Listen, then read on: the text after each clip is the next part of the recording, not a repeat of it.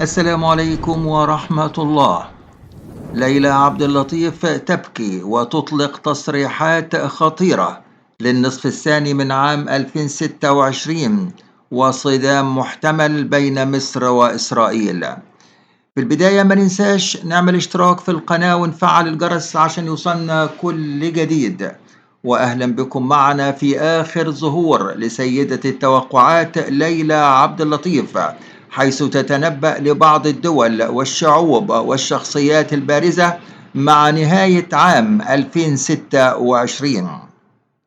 وتبدو المنطقة العربية كما تصفها سيدة التوقعات فوق بركان نائم ينتظر لحظة الانفجار، حيث تقول ليلى عبد اللطيف إن الأشهر الأخيرة من عام 2026 ستكشف عن أحداث غير متوقعة وتحولات سياسية ستصدم الشارع العربي وتفتح الباب أمام تغييرات كبرى في موازين القوى.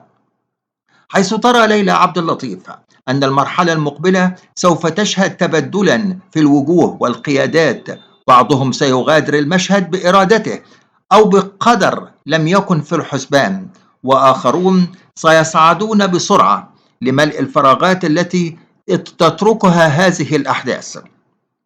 فقد تنبأت ليلى عبد اللطيف مع نهاية عام 2026 سوف يشهد غياب شخصية سياسية بارزة في العالم العربي نتيجة أمر صحي حاد يؤدي إلى إعلان حالة حداد رسمي وشعور عام بالحزن في الشارع العربي. ترى ليلى عبد اللطيف سيدة التوقعات أن هذا الحدث سيكون بمثابة إشارة لبداية سلسلة من التغييرات الكبرى، حيث تبدأ دول عربية بإعادة ترتيب أوراقها الداخلية لتفادي هذا الفراغ في السلطة. حيث أشارت ليلى عبد اللطيف أن عام 2026 مع نهايته لن يكون عاما عاديا، بل عاما صعبا مليئا بالمفاجآت الكبرى. سنسمع عن رحيل قادة وظهور آخرين، تبدل في العلاقات بين دول عربية لم يكن أحد يتوقع تقاربها أو تصالحها.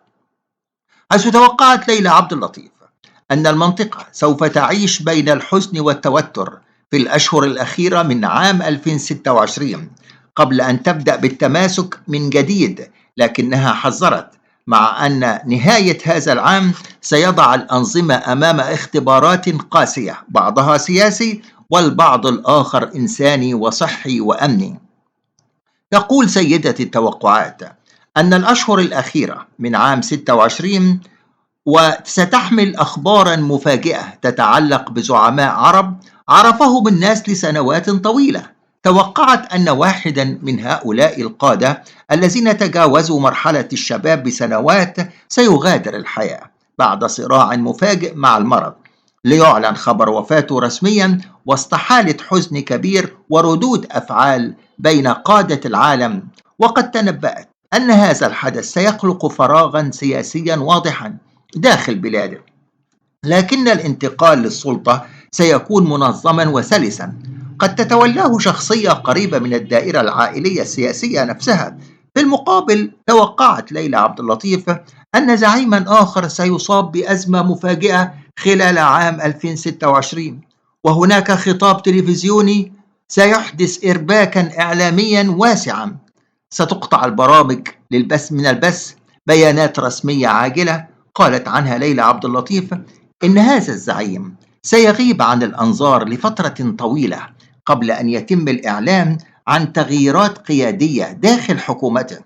حيث ترى ليلى عبد اللطيف أن هذه الأحداث لن تكون مجرد مصادفات، بل نتيجة لضغوط سياسية وصحية تراكمت منذ سنوات، وأن أقدار السياسة أحيانا أسرع من خطط البشر. وفي خضم هذه التطورات تنبأت بحدوث رحيل زعيم ثالث يثير العواطف والدهشة في نفس الوقت، حيث سيغادر زعيم عربي آخر سيغادر المشهد في ظروف غامضة لا تعلن تفاصيلها كاملة في البداية، مما سيفتح بابا للتكهنات والشائعات. وقد توقعت سيدة التوقعات أن هذا الحدث سيكون بمثابة نقطة تحول في العلاقات بين عدة دول عربية، وسيعقبه لقاءات طارئة ومشاورات مغلقة بين قادة المنطقة لضبط الإيقاع السياسي ومنع الانزلاق نحو فوضى أكبر. ومن أبرز توقعات ليلى عبد اللطيف عن مصر أن هناك على الحدود بين مصر وإسرائيل هناك مناوشات ومناورات قد تحدث مع نهاية عام 2026. ستكون هناك بعض المعارك الفردية، ستكون هناك بعض المناوشات، سيكون هناك بعض الشهداء، سيكون هناك بعض القتلى على الجانب الآخر. هذه الأنباء ستحدث مع نهاية عام 2026، مرحلة صعبة سياسيا وأمنيا على مصر.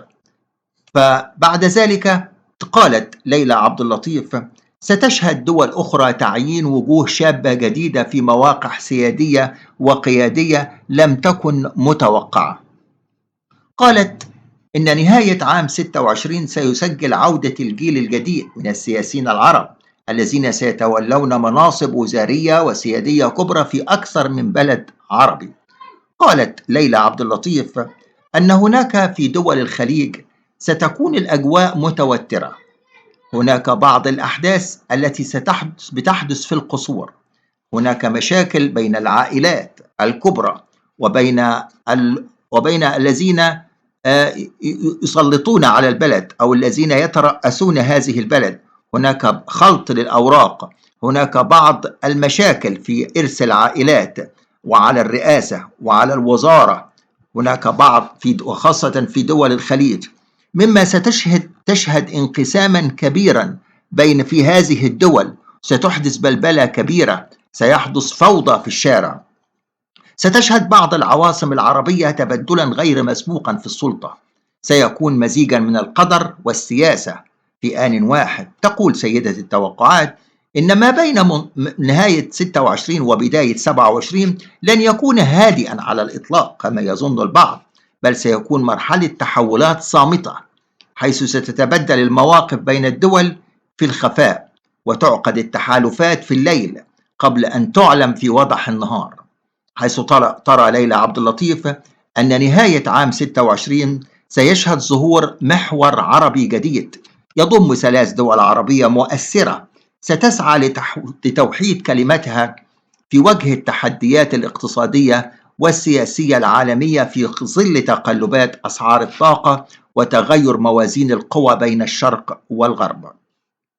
تنبأت أن هذا المحور سيكون له دور بارز وكبير في تقريب وجهات النظر، وخاصة بين الدول الخليجية والعربية، بل وستسهم اجتماعاته الدورية في حل عدد من الأزمات التي عجزت عنها مؤسسات كبرى. هذه كل بعض التوقعات التي توقعتها سيدة التوقعات ليلى عبد اللطيف. في النهاية أشكركم، تحياتي لكم، والسلام عليكم ورحمة الله، وإلى اللقاء.